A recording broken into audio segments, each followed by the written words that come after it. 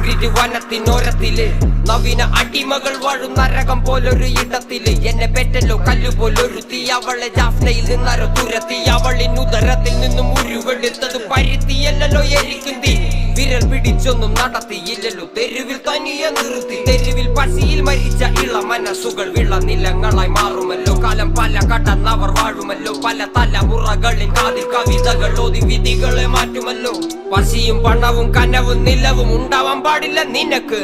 മിണ്ടിയാലോ ഉരുവലക്ക് അയ്യോ എവിടെ പോകാൻ ഞാൻ മണ്ണിനെ മകു ചത്താലും മണ്ണിന്റെ മാറിലെ ചാകു മണ്ണിനെ